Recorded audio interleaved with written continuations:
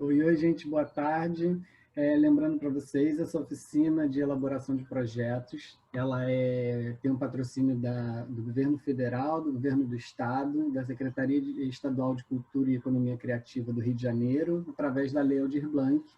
Estamos aqui com esse projeto que é a Produção em Dança, oficina de elaboração de projetos, e estamos aqui na nossa quarta aula de hoje, né? Amanhã vai ser a nossa última aula e a gente está aqui disponível, disposto a ajudar no que for preciso. Luísa tinha me procurado no WhatsApp para poder falar sobre dúvidas de aulas anteriores que ela assistiu, já gravada, né? Ela não pôde participar nesse horário, como eu falei com vocês, eu deixei disponível o link no Drive, e aí ela acessou e tem algumas dúvidas para lá. Então, eu vou começar com essas dúvidas, que são das aulas anteriores, e aí a gente emenda na aula de hoje, no tema de hoje, tudo bem? Então fica à vontade, Luísa. Aproveita aí que a Gabi está aí também para dar um suporte. Desculpa não ter participado ao vivo, mas eu estava tendo aula na faculdade e aí tem coisas que a gente não consegue, né, administrar. A gente quer fazer tudo ao mesmo tempo e acaba se embolando. Enfim. Imagina, rapidinho, gente. A Luísa é aluna de produção cultural também da UF, onde eu me formei, então eu posso dizer que ela é minha caloura. Eu já me formei lá, já seria um veterano, mas essas nomenclaturas de universidade são sempre recorrentes, eu gosto muito. Sim. É que na parte... São duas dúvidas, na verdade. Uma na segunda aula, que vocês falaram do plano de distribuição, e eu acho que foi a Gabi que falou que você tem que estimar... na verdade, você tem que ter certo quanto que você vai dar de cortesia, quanto que você vai dar, tipo, lista amiga, quanto que vai ser... Enfim, isso você tem que ter certo. E aí você tem que estimar quanto que é de inteira e quanto que é de meia. E como que eu estimo isso? Tem alguma fórmula? Tem alguma coisa? Ou é só vai no coração mesmo e... Amiga, vai no coração. Tanto lista amiga e cortesia é tudo um pouco de coração e também um pouco de uma certa assim, coerência com o público, né, do espaço. Então, também, né? Aí eu vou te dar um exemplo assim na prática. Vamos botar assim, Teatro Municipal de Niterói, né, que é onde eu tenho mais precisão para falar da lotação. O Teatro Municipal de Niterói, ele cabe em 400 pessoas. Vamos fingir um espetáculo só para reduzir, para facilitar a nossa vida. Então, se cabem 400 pessoas em um dia, eu tenho uma margem de negociação de 10%, né? Ou seja, 40 ingressos que eu posso distribuir gratuitamente. Então, eu já coloco no plano de distribuição 40 cortesias. Então, isso não é muita estimativa. Eu posso passar ou posso dar a menos, entendeu? Mas esse é um valor que eu tenho como justificar, porque a casa me dá 10% de cortesia, o ECAD me possibilita 10% dos valores pagos, então eu tenho que também ter uma certa flexibilidade aí. Então, assim, de 400 lugares, eu sei que 10% vai ser cortesia. Aí eu vou jogar para cima, assim, a companhia a companhia de balé de Niterói tem 30 bailarinos, né? Se cada um, pelo menos, chamar 2 a 3 numa lista amiga, então vou botar aí que cada um chamou 5, sei lá, que aí facilita a nossa conta, né? 3 vezes 5, 15, então 150 ingressos. Então eu já tinha 40 cortesias, 150 vão entrar na lista amiga. Então, eu vou fazendo mais ou menos esses cálculos, entendeu? Aí, o que sobrar, eu vou jogar para venda. Aí, a gente tem uma certa experiência, que o público do Balé de Niterói, a sua maioria são estudantes, são alunos das academias daqui de Niterói, então, na grande maioria, eles pagam meia. Então, se me sobraram lá, vamos arredondar, né? Eu tinha 40, 150, arredondando para 200, vamos sobrar outros 200. Desses 200, eu não vou botar 100% promocional, 100 ingressos promocionais e 100 inteira, porque eu já sei que eu vou ter mais promocional. Entendeu? Então, eu vou relativizando isso para poder ficar coerente. Aí eu jogo um pouquinho mais, um pouquinho menos e vou equilibrando essas contas. Aí eu expliquei quantas são as cortesias, quantas vão entrar de lista amiga, quantas vão ser ingresso promocional e quantas vão ser inteira. No final do espetáculo, você vai ter o borderô, com esses números exatos que o próprio teatro emite. O borderô do teatro ele vai te dizer quantas cortesias foram usadas, e aí você vai apresentar, né, na prestação de contas se aquele valor que você previu foi exato ou não foi exato. E aí você explica, enfim, só remanejo, só uma questão de conversa, mas não tem problema nenhum quanto a isso. Tá? Entendi. E a outra foi a parte da ficha técnica. Porque eu me inscrevi agora no projeto, no edital agora da Prefeitura de Niterói. E na carta de vocês falaram de carta de anuência, para todas as pessoas que participam, fiquem um pouco nervosas. Porque a gente colocou só para os negros e para os trans. E vocês falaram que era para todo mundo, aí eu fiquei um pouco perdida. Não, isso também é uma questão, assim, não é uma obrigatoriedade, como eu já falei, não é obrigatório. Alguns editais exigem, e aí sim é obrigatório, outros não, e a gente só coloca por uma questão de comprovante, né?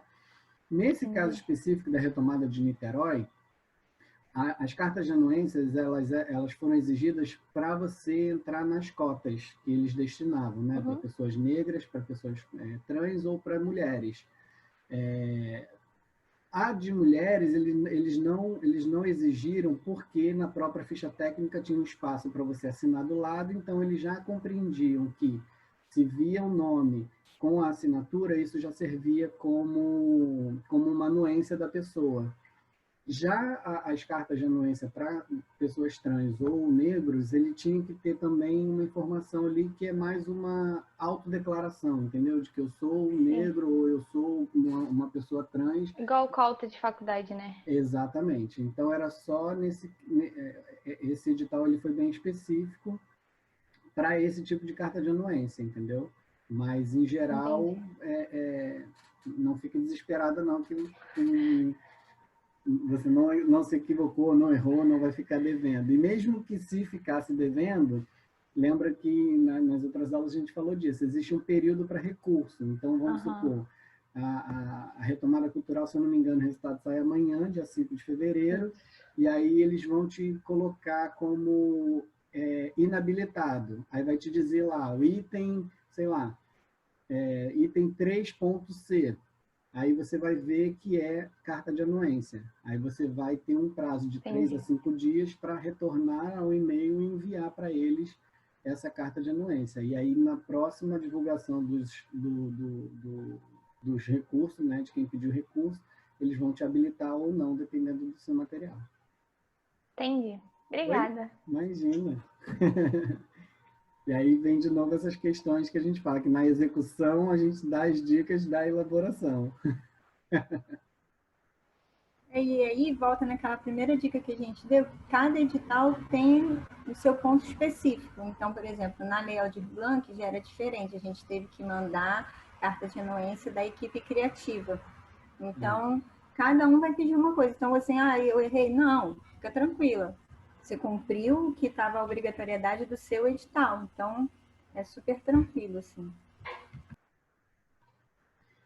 Então, gente, eu vou começar hoje falando mostrando para vocês aqui o site da SEQUEC, né, da Secretaria Estadual de Cultura do Rio de Janeiro, Secretaria Estadual de Cultura e Economia Criativa do Rio de Janeiro, para a gente poder entender quais seriam esses passo a passos que a gente tem que fazer, quer dizer, qual seria o passo a passo e poder ver o caminho até chegar lá, tá? E aí, logo em seguida, eu vou botar aqui no chat o PDF que eu preparei com todo o roteiro, só que, infelizmente, a gente só vai conseguir ver mesmo no sistema só a partir de março, porque a lei está fechada por enquanto, tá? Mas eu fiz um roteirinho ali que vocês vão ter acesso a todas as perguntas do sistema. Então, esse daqui é o site da Secretaria Estadual de Cultura e Economia Criativa. Aí vocês vão ver aqui Vocês acompanham o cursor meu aqui? Sim. Tá. Sim. Então, aqui vão ter as coisas da Lei Aldir Blanc, né? Que aí quem tiver interesse de saber alguma coisa vai acessar por aqui. E aqui vai ter a da Secretaria. Aí aqui você vai conhecer um pouco da Secretaria, o que é o Fundo Estadual de Cultura, a estrutura dela e o que nos interessa hoje, Lei de Incentivo.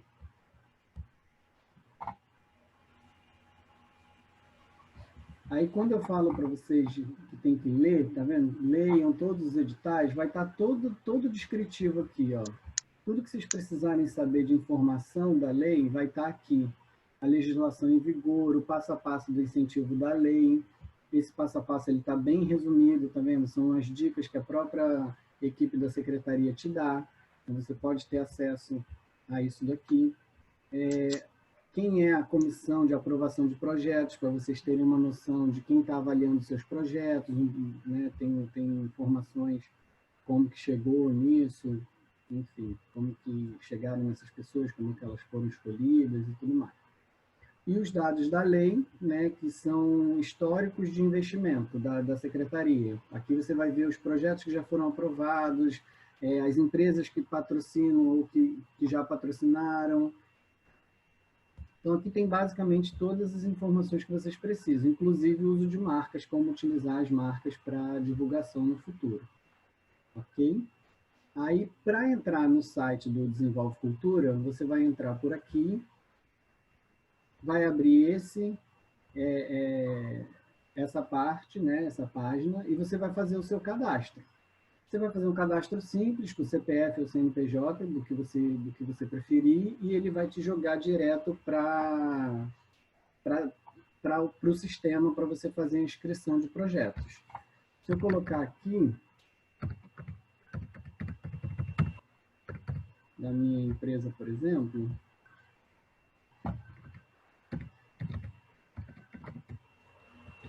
só para vocês verem como é que é por dentro. Ó, tá vendo? Aí aqui você tem acesso aos editais, todos que estiverem abertos, tá vendo? No caso, esses daqui todos estão fechados, estão em tramitação, né? Já estão sendo, não tem como você fazer inscrição, mas eles ainda estão aqui. No final, aqui na última, normalmente fica aqui isolado embaixo, vem até destacado em vermelho, até, porque aí é o que está em aberto, a lei de incentivo. É um quadrado igual esse daqui, azul, só que ele fica em vermelho. Pelo menos até o ano passado era vermelho. E aí você entrava, vê detalhes, faz a sua inscrição e tudo mais. Então, é só fazer, cada um pode fazer o seu cadastro individual para já ter acesso a esse sistema, pelo seu próprio CPF, que depois, na hora daqui, ó, de projetos, meus projetos, vocês vão fazer a inscrição por aqui. Inscreva seu projeto. Tá?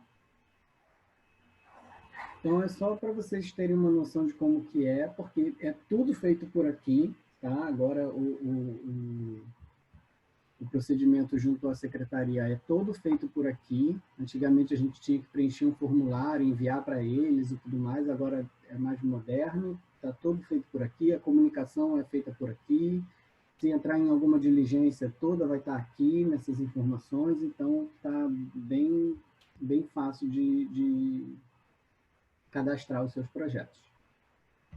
Então, eu vou sair daqui rapidinho, porque por aqui a gente não vai conseguir seguir, porque a lei ainda está fechada. Ela vai começar a funcionar a partir do dia 1º de março, segundo a resolução. Aí, quando eu falo da resolução, que está lá naquela primeira parte aqui, ó, quando você entra aqui na lei de incentivo, a legislação em vigor. Se vocês tiverem, né, curiosidade, tempo, ou quiserem mesmo conhecer, que eu super recomendo, exatamente quais são os trâmites, quais são o que pode, o que não pode, tudo vai estar explicado aqui. Essa lei, né, ela foi instituída em 2015, está aqui o ano da lei, e aí ela, né, institui esse Sistema Estadual de Cultura. Então, tudo que você quiser saber sobre a lei vai estar aqui. E conforme as atualizações vão acontecendo, eles vão criando resoluções. A resolução em vigor é essa 89 de 2020. Essas outras que estão aqui, elas só têm uma pequena modificação. Então, toda vez que a secretaria tem que fazer alguma modificação, ela é obrigada a fazer uma publicação. Mas essas outras duas, elas são muito pontuais, tá? Aqui é mais geral, que vai falar de todos os trâmites do procedimento da lei, é essa 89 de 2020, que está em vigor.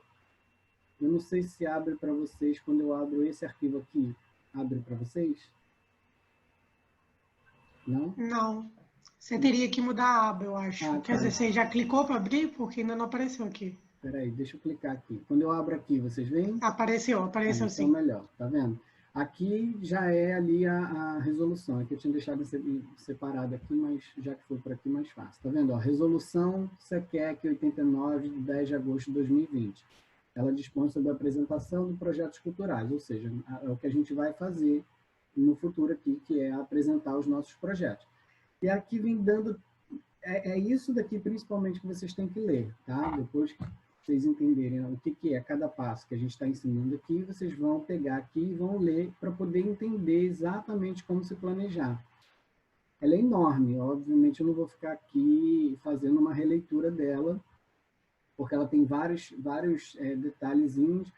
Eu recomendo, né, principalmente para quem está começando, imprimir para poder destacar alguns trechos. Eu tenho guardado comigo, na época que a gente começou a fazer a Lei Rouanet, alguns artigos são muito importantes, então destacar eles com marca-texto, para você poder fazer o seu próprio trabalho de estudo, seu próprio documento de estudo.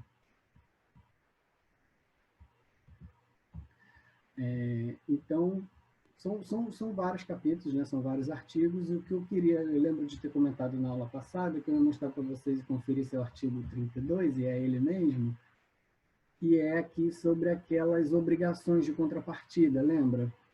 Eu falei que achava que era o artigo 32, e é esse daqui mesmo, que é a obrigação, tá vendo, do proponente da empresa patrocinadora. Ela tem que entregar 10% do total de ingresso ou sessão por dia de apresentação, tá vendo? Relativo, isso tudo tem que entregar para a SEQEC. 10% do total do produto do projeto cultural, isso daqui vai ajudar na sua distribuição também. Né? Não é só uma questão de contrapartida, como também entra no planejamento de distribuição. Então, você já sabe que, aí voltando àquele exemplo do Teatro Municipal, eu já sei que dos 400 lugares, eu não posso vender os 400, porque eu tenho que dar 10% para a secretaria, entendeu? Então, isso tudo já influencia no seu plano de distribuição. Então, é bom estar atento a isso.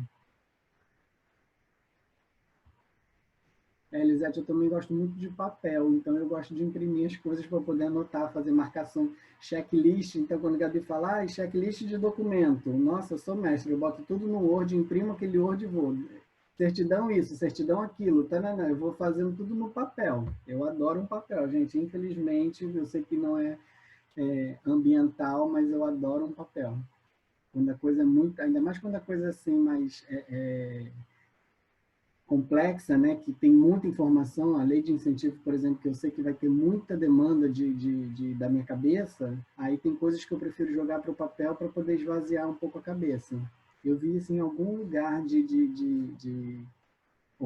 dicas organizacionais, que quando você tem que resolver algum problema muito sério, você tenta escrever para poder aliviar algumas informações da sua cabeça. E aí eu passo essa dica, porque eu faço isso e ajuda bastante.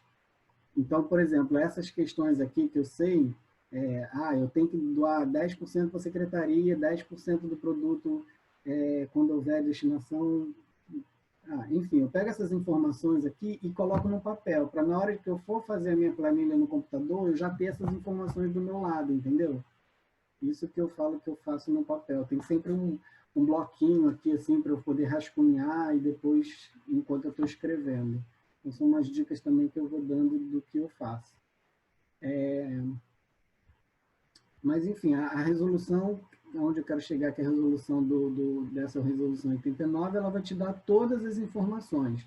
o que você pode fazer, o que você não pode fazer, quais são as áreas culturais. Eu vou deixar essa informação aqui para vocês, que no meu PDF que eu vou mostrar agora, a gente vai trabalhar isso, tá vendo? Ó, a Secretaria, no artigo 9, ela destaca as seguintes áreas culturais. 1. Música e dança. 2. Teatro e circo. 3. Artes plásticas e artesanais. 4. Folclore e ecologia. 5. Cinema, vídeo e fotografia. 6. Informação e documentação. 7. Acervo e patrimônio histórico-cultural. 8. Literatura, com prioridade à língua portuguesa. E 9. Gastronomia. Por que eu estou falando isso? Porque na hora de você fazer o seu cadastro, tem uma parte lá que você preenche com múltipla escolha, né? E aí, quando você insere, que é música e dança, o seu projeto não pode ser música e dança e você colocar informações de, sei lá, de artes plásticas, entendeu? Então, você vai setorizar o seu projeto enquadrado nesses elementos, entendeu? Então, eles, na hora de avaliar, eles vão direcionar para uma pessoa que seja especializada nessas áreas e nesses segmentos culturais aí. Então, tem que dar uma atenção na hora, no início, logo no início da inscrição, tá? Qual é a área cultural que o seu projeto se enquadra. E aí, além da área cultural, vai ter um segmento. Eu vou deixar aberto aqui, porque aí qualquer coisa a gente retoma daqui para ter essas dúvidas, tá? Vamos para o roteiro. Foi? Sim, tudo certo. Então, vamos lá. A gente começa fazendo aquele cadastro que eu mostrei, né, do Desenvolve Cultura. Então, você entra lá no site e começa a preencher. Quando você coloca lá no cadastro de projeto, as primeiras informações que eles vão pedir vão ser os dados do proponente. Aí tu vai colocar os dados básicos do proponente, razão social, CNPJ, inscrição estadual, papapá, tá? No ponto 2, na segunda aba, que vai vir logo abaixo, vai ser o perfil do seu projeto. E é aqui que essas questões que eu estava falando agora há pouco, né? Da produção. Qual é a produção? É uma montagem de espetáculo? É uma circulação? É uma oficina? Qual é o tipo de produção? Se eu não me engano agora, porque isso eu realmente não me recordo, ele é também, você abre um quadro de opções dentro das que já existem, tá? Você não vai preencher, não. Não tenho certeza, mas eu acho que é isso. A área cultural, mesma coisa também. Você clica lá e vai te abrir aquele bloco de opções baseado naquele artigo 9 que eu acabei de mostrar para vocês.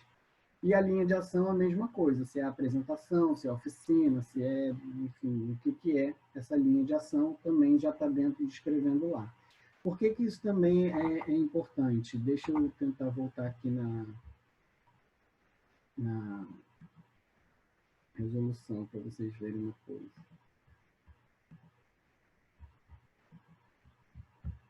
Por que a gente já tem que saber disso? Porque isso vai interferir aqui, ó. Aqui, ó.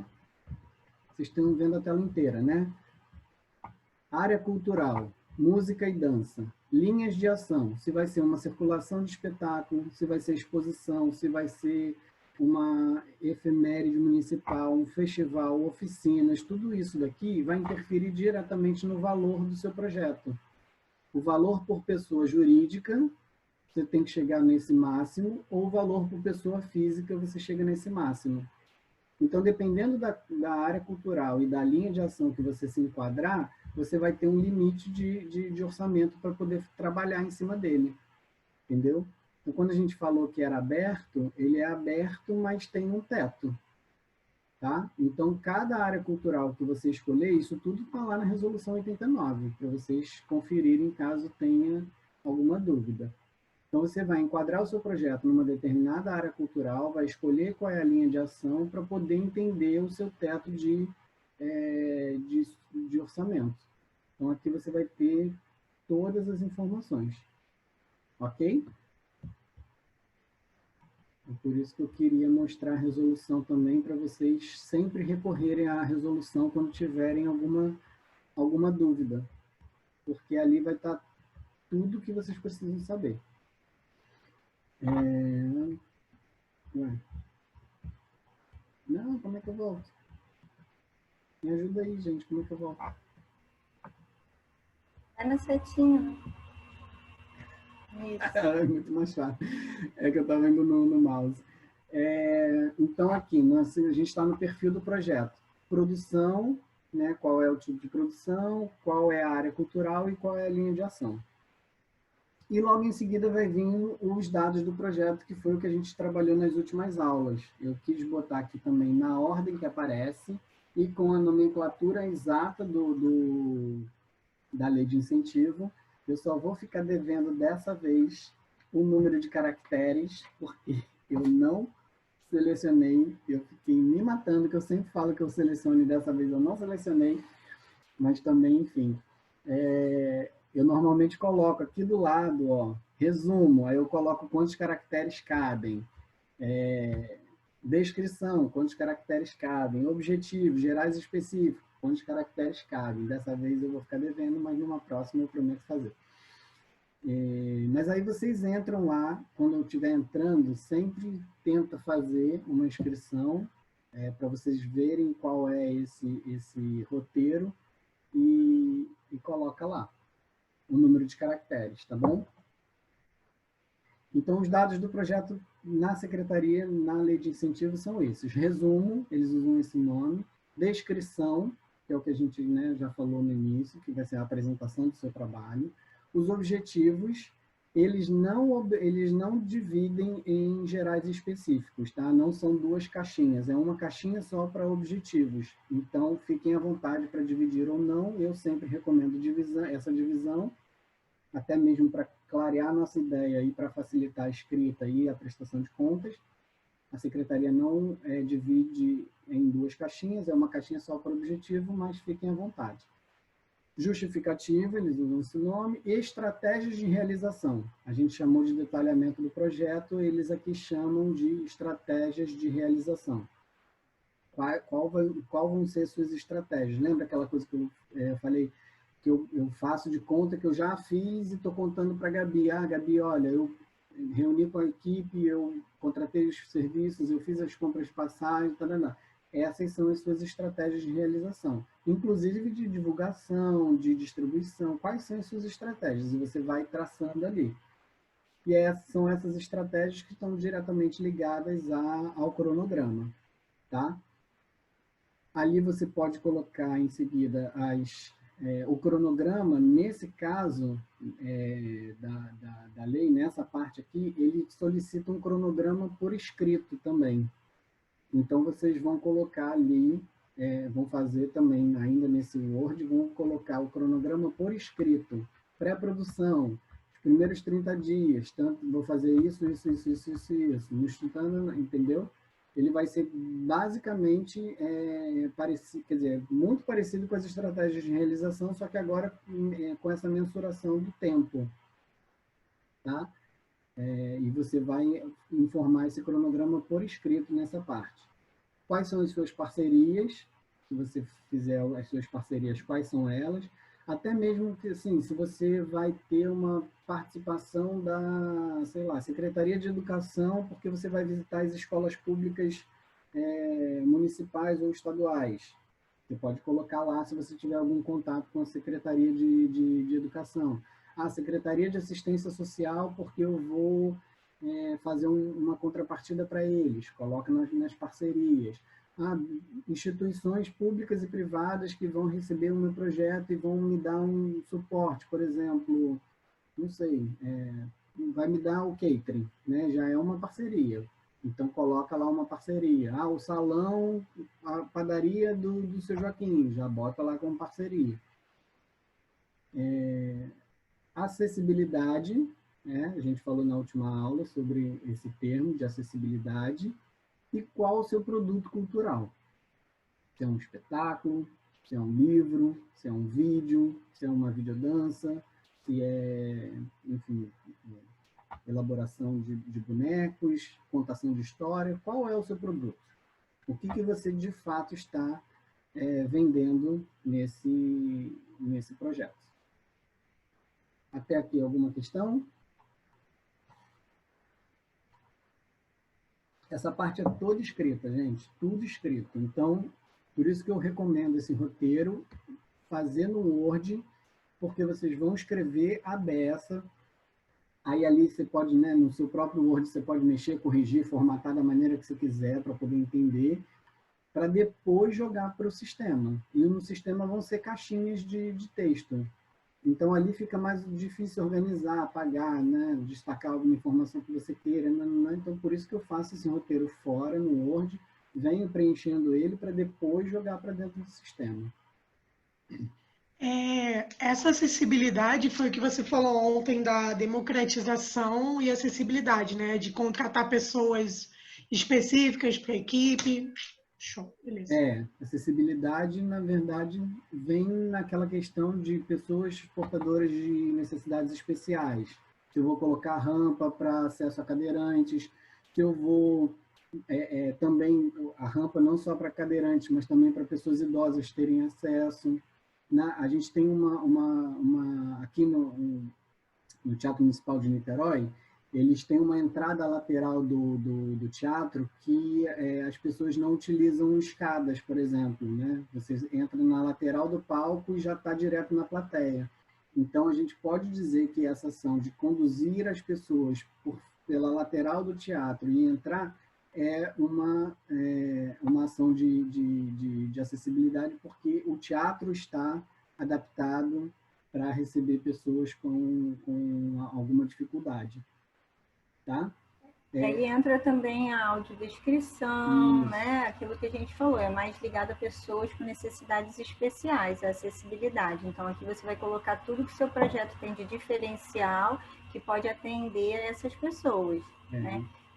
Legenda, a mais comum, geralmente, são as rampas, mas a audiodescrição, as legendas, braille, né? Ou, por exemplo, se for um livro, tem um CD com a audiodescrição das fotos, ou alguém contando aquela história. Então, tem várias medidas que você pode tomar para atender a isso, tá bom? Temos uma pergunta aqui no chat. A Viviane pergunta se as parcerias são feitas antes da inscrição na lei e as parcerias feitas depois, durante o processo de produção. Elas podem ser feitas antes e depois, não tem problema nenhum. Você pode já prever algumas parcerias antes, e aí você já coloca, se você já tiver alguma parceria, você coloca já a informação sobre ela. Vou dar um exemplo de um projeto que a gente fez aqui, né? A gente fez um projeto de circulação de espetáculos de dança nas escolas municipais de Niterói. E a gente tinha, quer dizer, a gente ainda tem, né? Porque a companhia ainda tem esse apoio da Secretaria Municipal de Educação, que direcionou, eles direcionaram um representante dele para acompanhar a gente em todos os espetáculos. Eles disponibilizavam o transporte, a alimentação, e essa pessoa ficava a nossa função. Então, a gente fez uma parceria antecipada, a gente já sabia que essa parceria ia existir, entendeu? Então, na hora de escrever, eu posso colocar isso como parceiro. E aí também, Vivi, no projeto que a gente fez, né, de em outro lugar, por exemplo, a gente foi, ganhou o Boticário. Aí a gente foi e inscreveu no ICMS. Na hora que a gente inscreveu no ICMS, a gente caiu lá naquele projeto de circulação, lá naquele arquivo do Diário Oficial que o Thiago mostrou, e ali dizia que a gente não podia, para um projeto de circulação, não apresentar 2 estados. Niterói estava dançando já em Natal. Então, a gente fez a parceria com o Balé de Niterói para dividir os espetáculos. Isso foi durante a inscrição na lei. Então, começou no Boticário, aí para atender ao ICMS, a gente fez a parceria com o Niterói. Quando depois já estava tudo certo, a gente viajou, a gente fez as parcerias com as padarias para fazer o catering, né, lá com a Tans Produções, que fez a produção local. Então, isso foi após. Então, não tem cronologia certa. O que você precisa saber é aquelas que interferem diretamente com a inscrição do projeto. Essas têm que dar definidas. Aí, voltando lá para Niterói, a gente tem a parceria do Teatro Municipal de Niterói, né? Que é um equipamento também da Fundação de Artes, da qual a gente faz parte. Então, o Teatro Municipal sempre entra como uma parceria para a gente, porque ele não é um equipamento da companhia, mas a companhia tem esse respaldo do teatro, entendeu? Mas, por exemplo, todos os fornecedores que a gente consegue depois, sejam gráficas, ou como a gente falou aqui do Pão da Beth e tal, provavelmente esses entram depois, tá? E essa aí parceria... entram naquelas questões de contrapartida.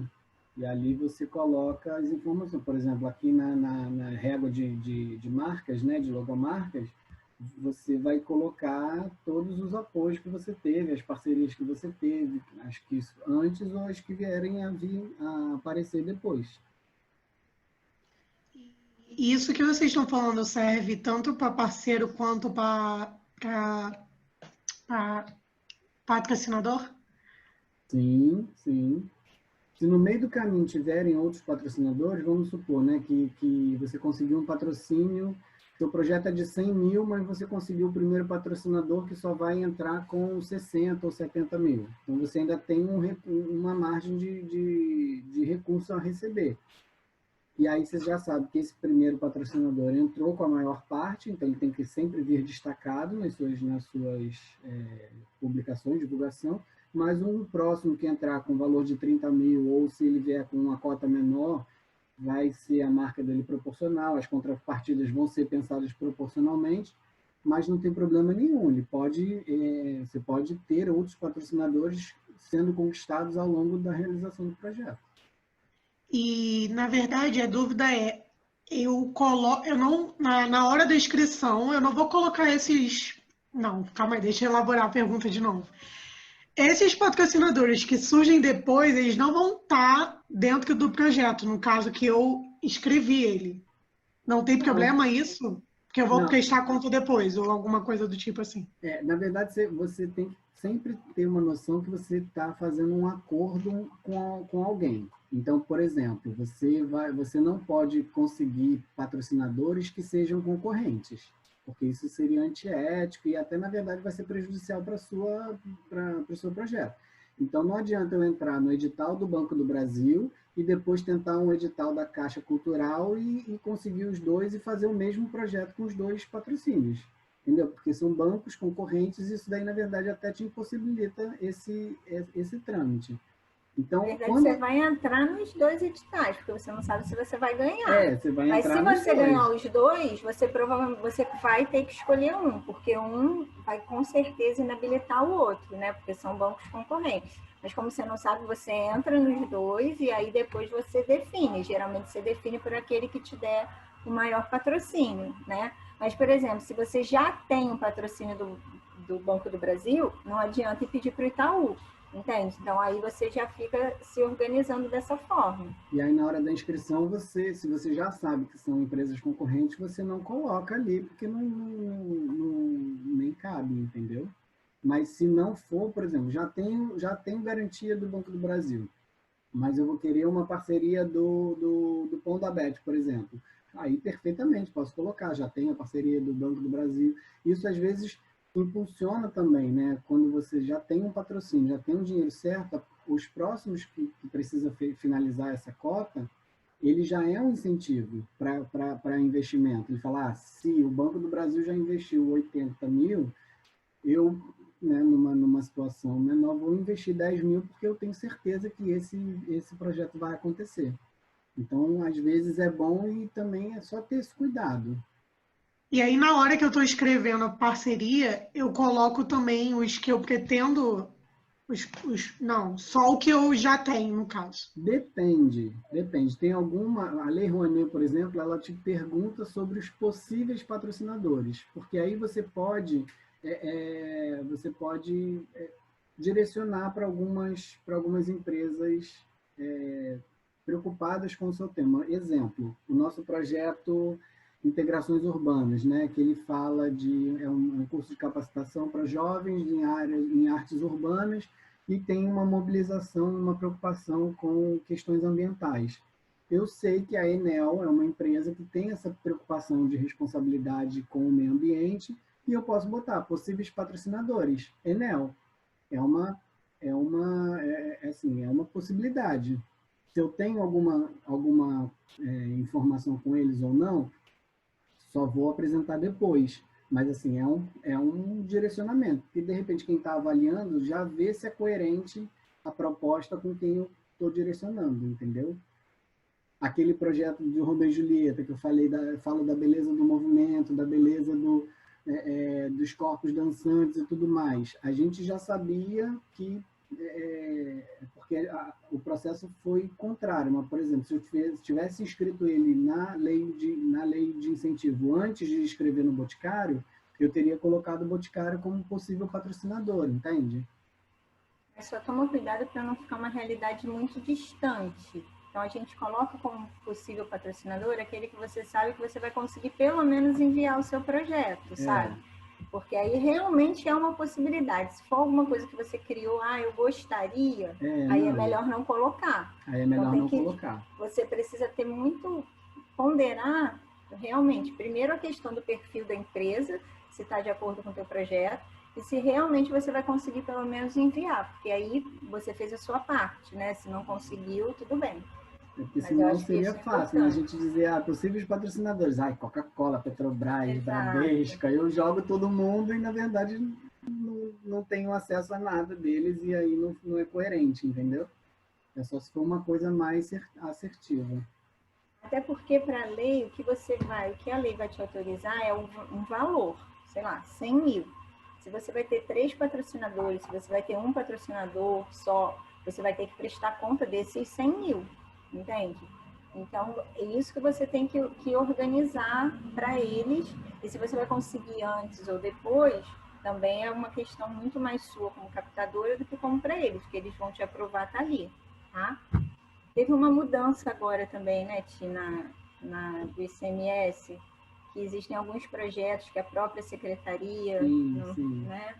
Antigamente, a gente tinha que, né, correr atrás do patrocinador antes, e aí ter já uma declaração de intenção de patrocínio, que é a DIP, e a gente só fazia a inscrição na lei estadual com posse desse documento. Então, a gente tinha que primeiro ir nas empresas, conseguir essa DIP, né, essa declaração de intenção de patrocínio, para depois inscrever na lei. Só que isso dificultava bastante, né, o trâmite. E aí, agora, a Secretaria Estadual de Cultura, Economia e Criativa, ela fez o contrário. Ela fez no mesmo formato como é a Lei Rouanet. Primeiro, a gente aprova o projeto na lei, né, estadual, e aí ela já tem um banco de dados das empresas habilitadas para patrocinar.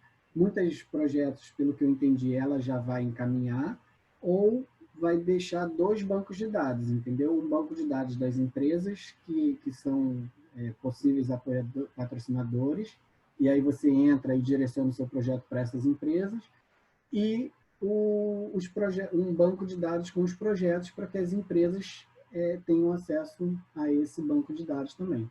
Entendeu? Então, eu estou vendo aí mais facilidade, ou pelo menos um encurtamento dessa relação. Porque a gente agora trabalha com 3 possibilidades. Um banco de dados para as empresas verem os projetos, um banco de dados das empresas para os projetos procurarem as empresas e a própria secretaria distribuindo o projeto de acordo com o que as empresas solicitarem de projetos aprovados. Então, me pareceu bastante promissor, bastante assertivo essa modificação na lei. Isso que eu ia perguntar agora, assim, se a gente está com o projeto pronto, não tem nenhum patrocinador em vista, a princípio, assim, né? A gente quer inscrever o projeto assim que a lei abriu para inscrição. E aí a gente está sem patrocinador nenhum.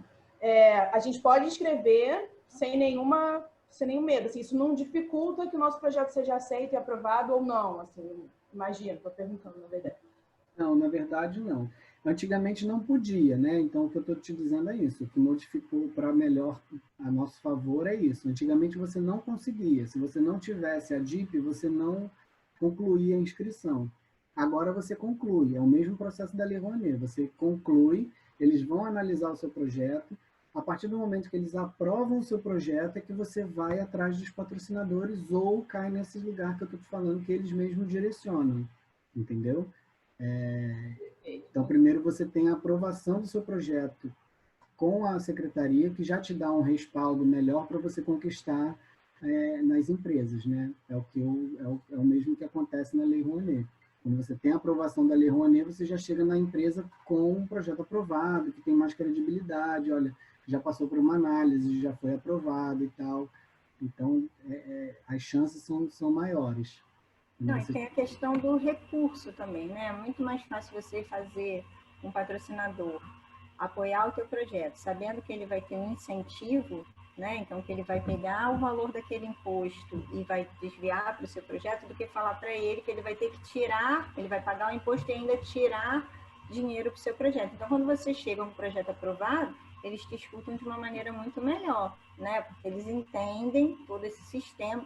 E outra dica também, nem sempre eles entendem, né? Nem sempre. A gente está fazendo, a gente não para de estudar, né? Então, Thiago, a gente está fazendo um curso que é justamente para saber como abordar, da melhor forma de abordar essas empresas que não têm esse insight, que não têm essa expertise. Porque ainda tem muita empresa que não faz lei de incentivo por desconhecimento, né? Ou por não saber como fazer, que tipo de documento colocar, né? Então, assim, é específico. A Rouanet só tem empresas que tenham lucro real. Então, geralmente são as empresas que têm a SA, né? Então, o ISS, muitas vezes a pessoa paga ISS e não sabe que ela pode ter esse tipo de approach para sua própria marca, para sua própria empresa, né? E a mesma coisa o ICMS. Então, a gente tem que fazer todo um trabalho, já existe um grupo, né, que está cadastrando todas essas empresas, para que a gente possa, aos poucos, falar, olha, vamos lá, vamos investir, né? Tem muitos projetos em Niterói, se não me engano, o IPTU, né? Você pode você mesmo direcionar para qual projeto você quer que vá o seu imposto do IPTU. São porcentagens, mas que fazem a diferença, né? Ou trabalhar junto pessoa física, né? Às vezes na nossa própria família a gente não pensa, mas todo mundo paga imposto de renda. Então vamos direcionar, porque juntando um pouquinho de cada um, a gente consegue fazer um projeto grande. Então a gente precisa saber muito para poder ensinar para essas pessoas e principalmente para passar segurança. Porque todo mundo entende que é bacana ter um incentivo, mas todo mundo fica, mas vai dar certo? Mas esse papel vai chegar? E aí sim, a gente tem que mostrar, tem números, tem estatísticas, as coisas funcionam, né? Então, é preciso se conhecer bastante, porque isso vai te dar respaldo e vai te dar a oportunidade de fazer teu projeto também. Sim? Então, o próximo passo vai ser o coordenador do projeto. O coordenador do projeto, ele vai ser a pessoa responsável em fazer todo o diálogo entre o seu projeto e a secretaria. Então, quando eles forem tirar qualquer dúvida, diligência, qualquer informação que a secretaria tenha que passar para a pessoa, ela vai procurar o coordenador do projeto. E daí, prestem atenção que não necessariamente é o proponente ou uma pessoa do proponente, tá? Então, colocando o nosso exemplo aqui, da Companhia de Balé da Cidade de Niterói, nosso proponente normalmente é a associação, que é uma empresa que trabalha para a companhia, né? E eu era o coordenador, então ele não mandava e-mail para a associação, ele mandava e-mail para mim, eu perguntava, entrava em contato pelo celular comigo, eu me responsabilizava pelas informações do projeto. Então, normalmente eu recomendo que quem faça a inscrição é que seja o coordenador do projeto, porque ele que vai ter ele ou ela, obviamente, vai saber exatamente tirar as dúvidas, caso esteja uma vírgula fora do lugar e a secretaria não entendeu aquela questão, vai ser a pessoa mais indicada a responder essas perguntas. Então, já quando você, ou seja, você mesmo, que faça a inscrição, ou se você entrar numa parceria com alguma amigo ou amiga, você já conversa isso, olha, faz a inscrição, mas você vai ficar sendo coordenador, porque qualquer dúvida a gente vai trocando essas informações. Eu acho até importante, gente, desassociar o diretor do espetáculo. Então, geralmente a gente está falando aqui com uma galera que eu acredito que seja mais de espetáculo, porque o diretor do espetáculo, por mais que ele seja a cabeça criativa, ele não tem essas questões que a gente está passando para vocês. Ele não vai entender de contrapartida, ele não vai entender de porcentagens na hora da prestação de contas, principalmente prestação de contas, normalmente eles não fazem ideia, assim. E aí, se eles ligam para o diretor para perguntar qualquer coisa, ele vai dizendo, não, porque, gente, esse coreógrafo é maravilhoso. E aí vai dar o currículo, e não é isso que eles querem saber. Assim, a nota chegou, o KNAI da nota está certo. Então, assim, o coordenador, ele pode vir a ser o diretor, mas esse diretor tem que ter total conhecimento de tudo que a gente está passando aqui em relação à lei. Tem que falar com os patrocinadores, qualquer problema entre a secretaria e algum documento do patrocinador, porque a gente envia todas as certidões, envia contrato, envia tudo, essa pessoa precisa saber. E, geralmente o diretor ele fica muito na sala de aula, fica muito no processo de criação, ele não tem conhecimento. Então, tipo, eu e o Thiago, a gente às vezes chega, a gente vai assistir o ensaio, o balé já está pronto. Foram 2, 3 meses de ensaio. Geralmente a gente só sobe, porque lá são 2 salas, a gente só sobe para ver como é que vai ser a iluminação. Então, assim, a gente só sabe de tudo que está acontecendo, porque os bailarinos descem emocionados e falam e tal. Mas fora isso, a gente nunca sabe o que acontece, né? Porque a gente está ali focado em fazer o projeto acontecer juridicamente, burocraticamente e financeiramente, né? Então, às vezes, desvincular é fundamental. Só para vocês entenderem. Porque a gente sabe que tem o eu-keep. É só para vocês entenderem quem seria esse coordenador do projeto, para ficar claro na hora de vocês que estão escrevendo, é saber que esse coordenador vai ser a peça fundamental para fazer a interlocução entre o projeto e a secretaria. Toda a comunicação vai ser focada nesse coordenador do projeto. E aí sim depois disso vai vir a equipe do projeto. Aí aqui eu só coloquei esses 3 pontos, mas obviamente você vai abrindo caixinhas, né? Então o nome da pessoa, tá lá, Thiago Piquet, função, coordenador de projeto, aí o mini currículo dessa pessoa. Tenara Gabriela, vai vir produtora executiva, currículo dela. Fulano de tal, diretor, currículo. Fulano de tal, bailarino, currículo. Nananana, coreógrafo, currículo, tá? Lembrando que é sempre um mini currículo, né? Eu já tinha falado isso na aula anterior, é um mini currículo de 1000 caracteres, no máximo 10 linhas se for um diretor, ou se for um coreógrafo, mas assim, no geral 5 linhas já bastam, porque é realmente um espacinho bem curtinho. Então, um mini currículo só para as pessoas entenderem com quem que eles estão falando. Seguindo aí vai sim a abrangência. A abrangência também é múltipla escolha, tá? Então vai ter lá assim, região metropolitana, aí vai abrir uma listagem com todas as cidades da região metropolitana. Noroeste Fluminense, todas as cidades ali, região serrana, e assim por diante.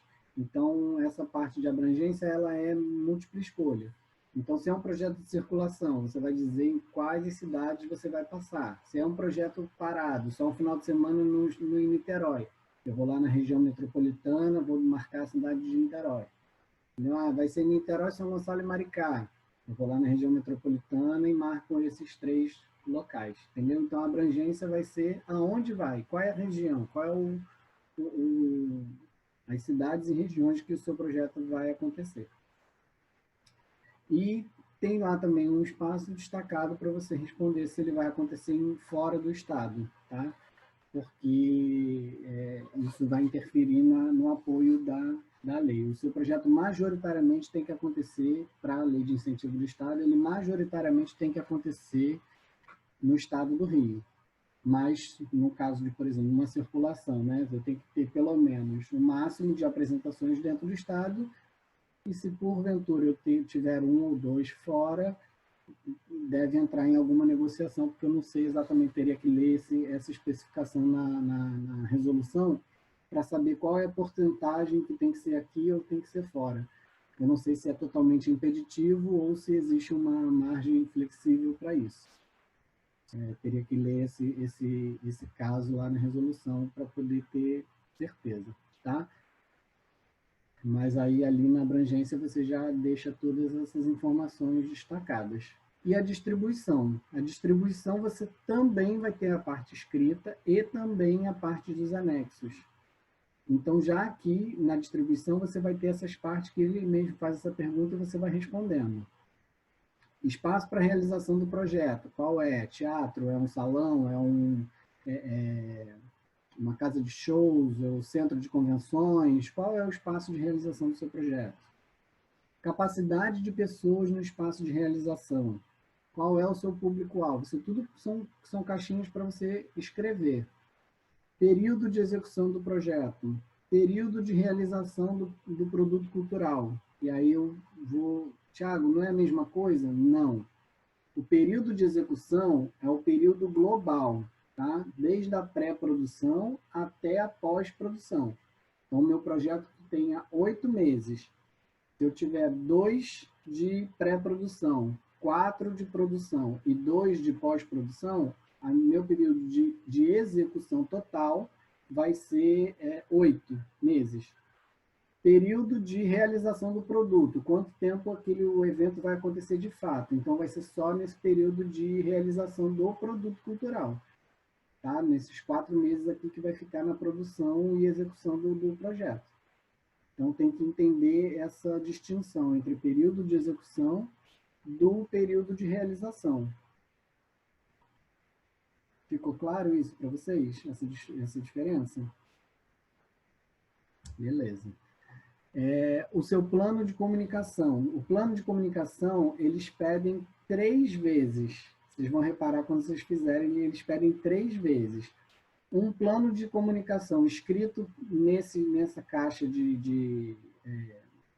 nessa caixa de texto, tá? Eles vão ter um formato padrão de planilha que eles disponibilizam para plano de comunicação e eles exigem que você anexe um documento, um PDF, com assinatura de algum responsável da área de comunicação com esse plano de comunicação. Então, vai ficar repetitivo mesmo, mas vocês vão ver que a diferença é sutil, mas não é Ctrl+C, Ctrl+V, mas ele é um tanto quanto repetitivo sim. Mas o plano de comunicação ele acaba entrando 3 vezes, tá? No corpo da inscrição, na caixa de texto ali pequeno, você vai fazer um resumo, vai ter uma planilha padrão e vai ter um PDF que você coloca. Tá, Luísa? A questão da comunicação é a seguinte. Quando você está escrevendo... Já foi? Ah, não, tá, travou. A parte de comunicação, ela vai ser solicitada de 3 formas distintas, tá? A primeira vez que você vai ver vai ser nessa caixa de texto quando você estiver fazendo a sua inscrição. Aí ela vai pedir um plano de comunicação reduzido. Que você vai escrever, vai ter poucos caracteres ali para você escrever. Então, você vai dar uma resumida. Um outro formato que eles pedem é numa planilha padrão deles, que aí vai te pedir especificações, por exemplo, banner, qual material, quais são as dimensões, qual a quantidade, outdoor, quais as dimensões, qual a quantidade de tempo que vai ficar, a duração de exibição, sabe, esse tipo de informação, que vai ser numa planilha padrão deles. E, além disso, você vai colocar um PDF, você vai procurar alguém que seja especializado no setor de comunicação para elaborar esse plano de comunicação junto com você, e ele vai fazer um PDF assinado por ele, né, com um breve release, um breve currículo dessa pessoa da área de comunicação, para você botar esse PDF anexado junto. Então, você vai acabar fazendo 3 vezes o plano de comunicação. Um resumido na escrita, um na planilha padrão deles, da própria secretaria, e um PDF com a assinatura de algum responsável profissional da área. Entendeu? Acho legal dar um exemplo, porque assim, dá uma certa, você fica assim, ué, mas já escrevi isso. Mas, por exemplo, em algum momento lá na caixinha você vai colocar que a sua estratégia vai estar focada nas mídias virtuais. Aí ele vai te perguntar qual a sua estratégia de comunicação. Aí eu vou fazer tantas postagens no perfil tal, que está com, sei lá, no nosso caso lá desse projeto que a gente está fazendo agora, Juntos Clássicos para Ninar, tem uma criança, é um projeto infantil. Então vai ter a Isabela Rosa, que é uma mini youtuber digital, né? E que já tem mais de 10 mil seguidores, a gente vai fazer postagens, por isso essa estratégia está focada nesse perfil, porque ela atende ao público. E aí, em algum outro momento, ele vai te perguntar, mas quantas visualizações você pretende ter com essa estratégia? Entendem? É meio que vai aumentando para você ir desenvolvendo cada vez mais. Então, acho que com exemplo fica mais fácil da gente entender essas pequenas sutilezas de diferença. Eu estou falando a mesma coisa, é a mesma postagem, né? Só que eu estou falando como, onde, porquê e onde eu vou chegar. Então, por isso que ele é tão bem divididinho, assim. É a mesma coisa quando, vou ter banner. Beleza.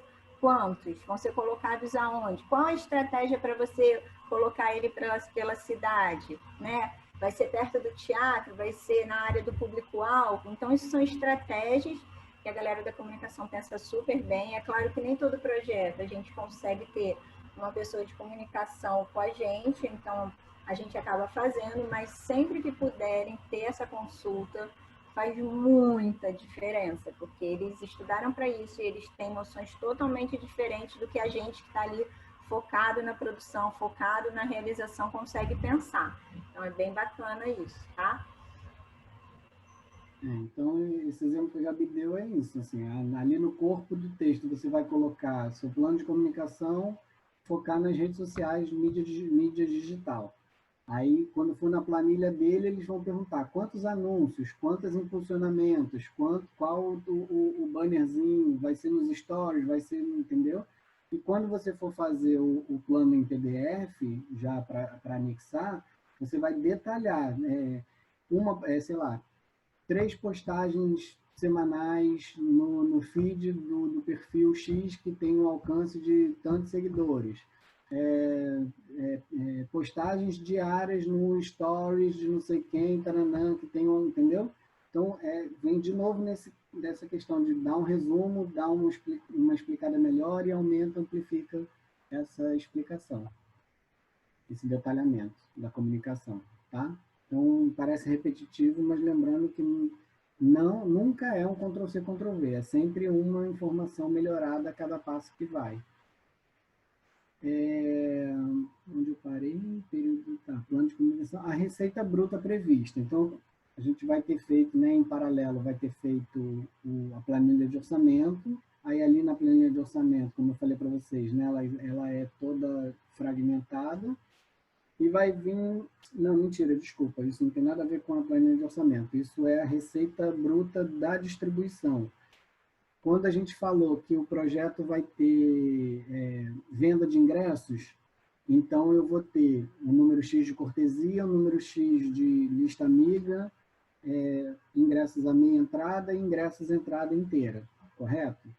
Aí você vai fazer no próprio plano de distribuição, nessa estimativa que a gente estava falando, né, logo no início, que foi a dúvida da Luísa, eu vou ter uma estimativa de quanto eu vou receber pela bilheteria, por exemplo.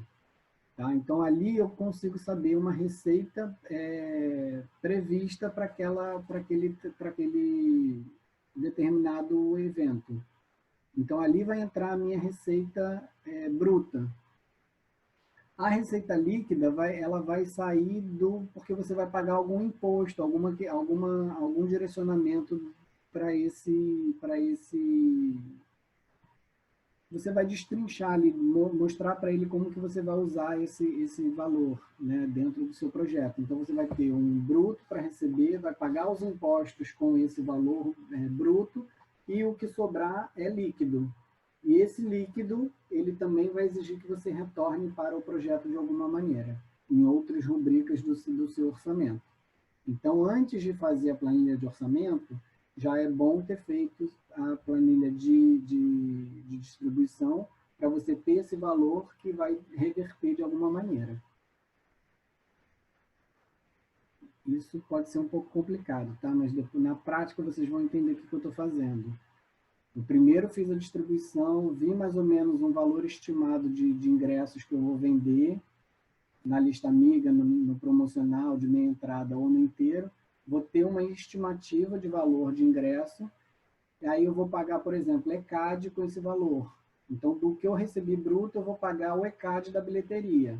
Então, aí eu paguei o ECAD, que eu posso ter também uma margem, né, de cálculo, às vezes não é muito preciso, e aí eu vou ter o líquido, entendeu? Porque retirei do bruto o valor do ECAD. Então, esse líquido é que eu tenho que também apresentar e, de alguma maneira, eu vou retornar ele para o projeto. Então, eu posso dizer, por exemplo, que eu vou pagar o aluguel, o transporte de cenário vai ser pago com a receita líquida da minha distribuição. E aí, se eu conseguir vender bastante ingresso, eu vou conseguir ter uma receita líquida suficiente para pagar o transporte. Se eu não pagar o transporte com esse valor, eu vou ter que remanejar de outra forma para pagar o transporte. Mas isso é uma possibilidade de pagar com esse dinheiro o transporte de cenário. Eu voltei com o ingresso para o projeto, entendeu? Porque não pode ter lucro. Então, você pode mostrar que você vai inserir ele no projeto de outra forma. Então, é para isso que serve esses cálculos da distribuição. E aí eu já recomendo que faça isso antes do orçamento, porque você já consegue jogar esse valor para lá. Aí aqui sim, ó, Camila, vem a democratização de acesso. Aqui você vai falar da democratização. E aí a democratização lembra em democratizar, em aumentar o seu alcance, em ampliar a visibilidade do seu projeto. Sabe, levar para mais pessoas possível. Né, e permitir que mais pessoas tenham acesso também. Então, se às vezes você não vai levar, mas permitir que mais pessoas venham para cá. Então, vou falar assim, né, uma coisa de ampliar, de jogar para fora. Eu posso publicar nas redes sociais, ou posso publicar como essa oficina, né, que eu dei o exemplo. A gente está aqui num número limitado, mas depois ela vai estar no YouTube, então eu estou democratizando, estou permitindo que mais pessoas tenham acesso. Se for um evento fechado no Teatro Municipal de Niterói, mas eu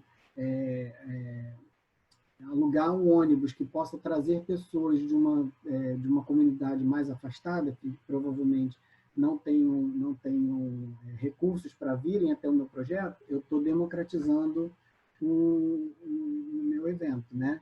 A gente está aqui com a Elisete Mascarenhas, que não me deixa mentir, a gente tem uma política que os alunos dela, que são de áreas, né, mais carentes, que eles não pagam os ingressos da Companhia de Balé de Niterói, ou quando alguns podem pagar ou não, pagam um valor bem simbólico, porque ela mesma diz, ela fala, ou eles têm o dinheiro da passagem, ou eles têm o dinheiro do ingresso. As duas coisas não dá para eles. Eu falei assim, não, imagina, prefiro que, né, eles pagam a passagem e venham assistir gratuitamente do que não virem. Então, são ações desse tipo que a gente tem que colocar aí na democratização do acesso para poder permitir que mais pessoas consigam chegar a ter a oportunidade de participar dos nossos eventos, dos nossos espetáculos, do nosso projeto cultural, enfim. Isso vai ser democratizar, tá? Pensar nessas questões. E a parte mais... Pode falar. Não, fala. Tá. A minha questão aqui é que eu estou pensando, assim, se as contrapartidas sociais, elas também não podem andar junto com essa democratização. Pode, porque, assim, deve. Né? Tipo, é uma boa estratégia, né? Sim, sim, sim. Tá. Porque eu pensei que, não, se você vai fazer uma contrapartida social, você não pode usar isso como uma estratégia de democratização, mas pode, no caso, então. Pode. Nesse caso aqui, se você reparar, em nenhum lugar perguntou sobre contrapartida, porque eles já entendem que essas ações elas já são uma contrapartida. Aham. Entendeu? Aí você vai jogar na contrapartida com uma empresa quando você for procurar uma empresa, porque aí você fala, olha, o meu projeto tem esses recursos de acessibilidade, tem esses recursos de democratização, tem esses recursos de divulgação, e isso tudo serve como contrapartida para um patrocinador privado. Entendeu? Entendi. Beleza. Essas questões são exatamente as contrapartidas sociais que a gente está trabalhando. Ampliação do mercado de trabalho, né? Circulação da economia criativa, tudo isso vai entrar nessas questões aí. Oi? E vai vir a parte, né, que é a mais... que você tem que ter atenção ali a cada precisão que você escrever, que é o orçamento, gente. E ali tem um tempo, tem um respiro. Eu gosto de jogar essa parte para Gabi, que Gabi... Gabi tem uma paciência de Jó para poder fazer isso. E vai ser a parte de orçamento do seu projeto, do seu evento, do que você estiver fazendo. O orçamento na lei de incentivo é dividido desse formato daí, né, que eu já tinha falado na última aula. Ele divide um bloco para pessoal, um bloco para estrutura, logística, divulgação, despesas administrativas, que aí vai vir, né, aquelas questões que eu já falei de material de escritório, correio, office boy, se tiver que pagar por alguma questão, né, mais pontual ali da elaboração do projeto. Tem o bloco de impostos, tarifas e seguros, que aí também pode entrar o ECAD. Se você vai pagar por RPA, tem os custos de INSS, imposto de renda e tudo mais, entra aí nessas tarifas. Seguro, eu vou alugar um projetor e vai ficar esse projetor numa lona de circo, numa praça aberta. Eu tenho que ter um seguro desse material, porque se esse material for roubado, alguma coisa assim, eu posso, pelo projeto, pagar o seguro desse equipamento, para eu não ter que desembolsar do meu próprio bolso, né? Desembolsar do meu bolso é isso aí, mas vamos lá. Então, eu posso prever um seguro para esse material, não só para o material, como para pessoas. Sabe aquele seguro viagem, né? Se você for deslocar, né? Tem que pagar um seguro viagem. Esses seguros, assim, em geral, eles podem ser contabilizados no seu projeto nessa área daí específica. E é muito comum, gente, seguro de instrumento. Instrumento é uma questão muito cara. Às vezes, eu, sinceramente, eu admiro demais quem faz produção musical, porque quem é produtor musical, né? Porque realmente é um mundo, né? Tem violoncelo que você não pode botar no cargo de descarga. Você paga uma passagem para ele ir do lado do músico no avião, né?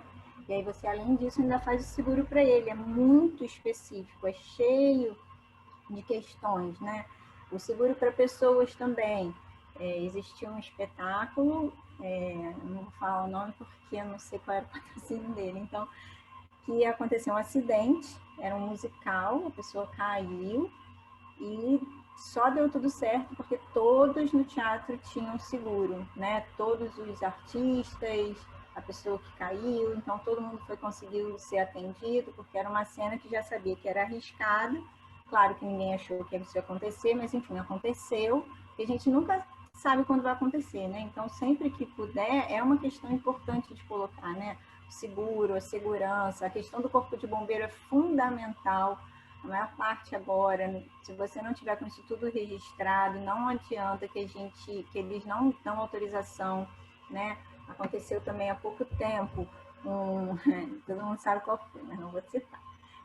Um espetáculo de uma academia, também não vou citar o nome, incrível, super renomada, que não pôde apresentar, né? As crianças chegaram lá com os pais nesse teatro X, e o teatro não tinha lá a vistoria do corpo de bombeiro, né, o alvará e tal, e não pôde acontecer. Então, esse tipo de documentação é muito importante, assim.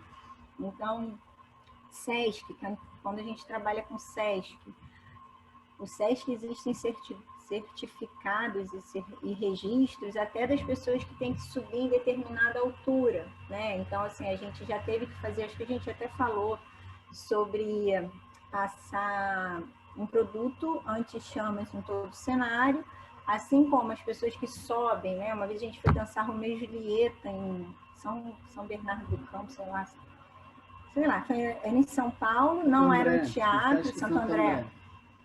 E aí precisava alguém subir numa pilastra gigante para aprender, e aí acabou que a gente teve que abrir mão dessa ideia, porque a gente não encontrou ali rapidamente, porque a gente já chega no dia da montagem, alguém que tivesse a certificação necessária para poder subir a determinada altura. Então, são questões que também a gente precisa ter atenção na hora de fazer, né? Alvará, certidão de utilização do espaço público.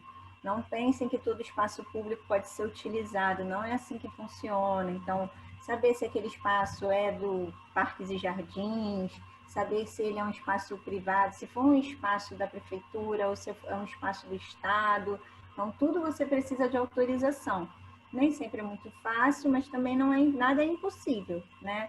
E aí, dependendo do número de pessoas, você vai ter que ter corpo de bombeiro, você vai ter que ter guarda, tudo isso. Então, tudo isso você tem que pensar aí para poder fazer os impostos, tarifas e seguros. Porque, por exemplo, esse exemplo que eu dei do menino que não pôde subir, que a gente teve que mudar a ideia do cenário, esse profissional, ele é mais caro a diária dele, porque ele tem essa certificação. Então, não, a gente nem sabia, a gente na hora falou, não, liga para alguém, tarará, tarará, até a pessoa chegar e até a gente resolver, a gente não ia ter espetáculo, a gente tinha 6 horas para montar, então foi mais fácil mudar o cenário, para vocês terem a noção de como a gente tem que estar, e aquilo que a gente falou, imprevistos acontecem, a gente não tinha como ir a Santo André fazer visita técnica, né, então a gente chegou e se deparou com problema, então você resolve ali da melhor maneira que é possível, né, mas o espetáculo aconteceu, foi lindo, deu tudo certo. Essa questão das tarifas dessas coisas que a Gabi está falando também, que pode ser entendidas como despesas administrativas, é toda a parte de cartório também, por exemplo, qualquer coisa que tem que ser autenticada, que tem que ter um carimbo de autorização do bombeiro, o carimbo, qualquer coisa que tenha pago, que seja pago para poder liberar o seu, né, o alvará ou o funcionamento do seu evento, pode entrar nesse bloco dos impostos, tarifas e seguros, tá? E, novamente, se tiver algum evento que você tenha dúvida, qualquer dúvida que você tenha na escrita, recorra à Resolução 89, na parte de orçamento, vai ter lá um capítulo todo dedicado a explicar passo a passo do que você precisa, o que você pode, o que você não pode colocar. Qualquer dúvida também é só recorrer lá. Algumas coisas são mais fáceis, né? Pessoal, estrutura e logística, mas essa parte de despesas administrativas e impostos podem rolar algumas dúvidas e aí vocês recorram à Resolução 89. No momento que está em vigor, pode ser que eles atualizem, mas até agora é ela que está funcionando. E depois, na escrita ali, vai vir só uma divisão do que é esse recurso dessa planilha que você fez. Qual é o recurso solicitado? E aí vai cair naquela questão que a gente estava falando, Camila, das parcerias. Ó, o recurso solicitado para a lei de incentivo. Eu posso pedir 100% do meu projeto todo através da lei. Ah, mas eu já tenho um patrocínio anterior, então eu só vou solicitar, vamos supor que eu já tenho certeza que, sei lá, uma empresa qualquer, que a KBMK vai me dar, olha que máximo, a KBMK vai me dar 80 mil do meu projeto. Um dia, quem sabe. Tomara que esse dia chegue, gente. Camila, eu vou dar feliz, assim, tomara. E aí a KBMK tem esse dinheiro, vai te investir 80 mil no seu projeto. Então, você precisa de 150, você vai lá e só vai recorrer ao restante pela lei. Amém. Entendeu? Então, no recurso solicitado, vai ser o quanto você precisa para o seu projeto acontecer através da lei. Se você não tem nada, você coloca o valor total do seu projeto. Se você já tem alguma coisa, você coloca o restante. Quanto vai ser proveniente de outras leis, isso daqui é muito importante, tá? Ter muita atenção para isso daqui, porque se o seu projeto, se você aprovou na Lei Rouanet, por exemplo, e também aprovou na Lei do Estado, você pode ter os dois recursos, não tem problema, desde que você apresente para os dois a sua planilha completa, tanto dos valores recebidos através da lei do Estado, quanto da lei federal. E aí, o dinheiro ele não pode bater nas duas leis para a mesma rubrica. Como assim, Thiago? Eu não posso pegar 10 mil da Lei Rouanet, pagar um coreógrafo, e pegar outros 10 mil da lei do ICMS, da lei do Estado, e pagar o mesmo coreógrafo. Entendeu? Eu não posso direcionar valor das duas leis para a mesma rubrica. Entendeu? Então, eu tenho que ter um valor de coreógrafo por uma lei e um valor de cenário pela outra lei. Aí eu complemento esse projeto. Entendeu? Eu não posso pagar dobrado, porque senão vai dar conflito. Vai dar um nome bonitinho para isso, mas eu não me recordo agora. Mas é esse conflito de duplo pagamento. Então, é muito importante que você tenha atenção para duplicidade de pagamento. Que você tenha atenção e informe se ele está já aprovado em outras leis, porque aí você vai ter que apresentar as duas planilhas e eles verem o que você está gastando com um, o que você está gastando com o outro. E se você tem recursos próprios, né? Se você também vai investir em recursos próprios no seu projeto, você já vai informar para ele qual, por exemplo, eu quero produzir um projeto meu, eu posso abrir mão do meu cachê, mas eu coloco lá o meu cachê para constar e digo que recursos próprios, são recursos próprios.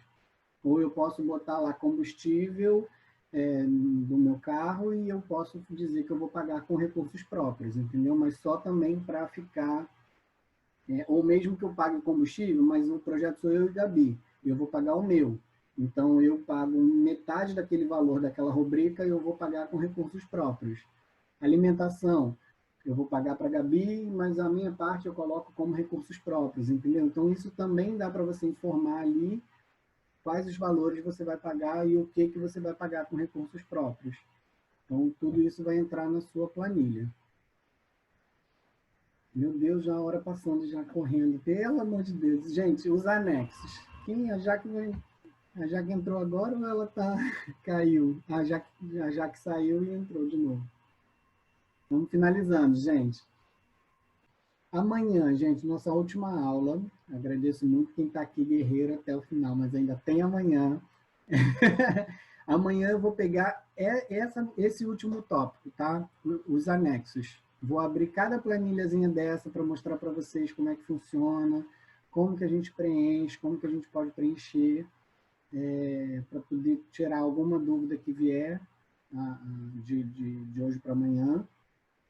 Qualquer outra questão vocês podem trazer, que a gente faz igual a gente fez na aula de hoje. A gente começa com as dúvidas anteriores, tá?